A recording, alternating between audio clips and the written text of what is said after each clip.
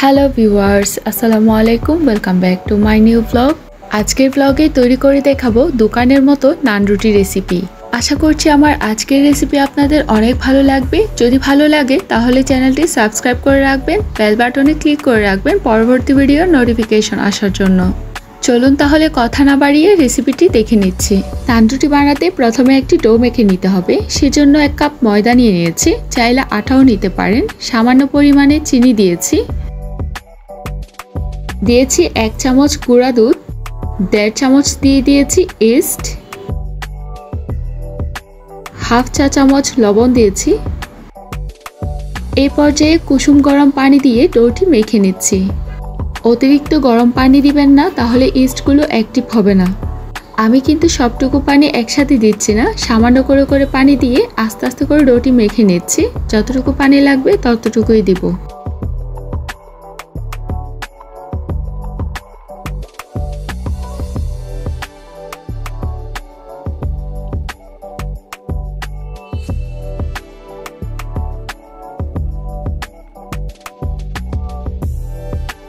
ডোটি যখন পারফেক্টলি হয়ে যাবে তখন রান্নার যে রেগুলার তেল থাকে সেগুলো একটু উপর দিয়ে তারপর 10 থেকে 15 মিনিটের জন্য ডোটি রেস্টে রেখে দিব।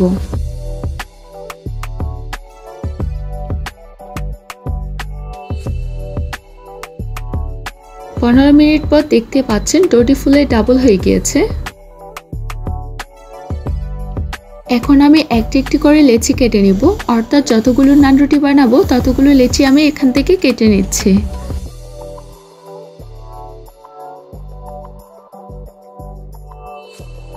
এখান থেকে একটি লেচি বোর্ডের উপর রেখে সামান্য পরিমাণে ময়দা ছিটিয়ে দিয়ে এবার আমি এটি বেলে নিব।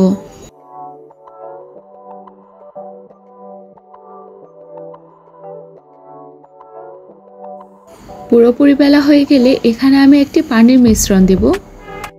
একটি বাটির মধ্যে সামান্য পরিমাণে লবণ এবং পানি দিয়ে ভালোভাবে মিক্স করে নিচ্ছি। তারপর একটি ব্রাশের সাহায্যে নান রুটির উপর দিয়ে লাগিয়ে নিব। এই পর্যায়ে একটি জিনিস খেয়াল রাখবেন, পানির মিশ্রণটি যেন সব জায়গায় লেগে থাকে, কোনো অংশ যেন ফাঁকা না থাকে। এবার আমি নান রুটিগুলো বানিয়ে নিব। এখানে আমি একটি লোহার প্যান নিয়েছি, সেটি হাই ফ্লেমে রেখে পুরোপুরি গরম করে নিয়েছি। তারপর লবণের পানি দেওয়ার অংশটি নিচের দিকে দিয়ে দিয়েছি। দেখতে পাচ্ছেন দেওয়ার সাথে সাথে এরকম বাবল ক্রিয়েট হয়ে যাবে। বাবল ছুটার সাথে সাথে কিন্তু প্যানটা সহ আমি এভাবে উল্টিয়ে এরকম চুলার মধ্যে ধরে রাখবো, যাতে উপর দিয়েও ভালোভাবে কালার চলে আসে। রুটিটি পড়ে যাওয়ার কোনো ভয় নেই, কারণ আমি পানি এবং লবণের যে মিশ্রণ দিয়ে দিয়েছি সেজন্য প্যানের সাথে রুটিটি লেগে থাকবে। দেখতে পাচ্ছেন কতটা ফুলকো নান রুটি হয়েছে। একইভাবে কিন্তু আমি সবগুলো নান বানিয়ে নিচ্ছি। প্রথমে হাই ফ্লেমের প্যানটা গরম করে নিব, তারপর একদম লো করে দিয়ে রুটিটি দিয়ে দিব।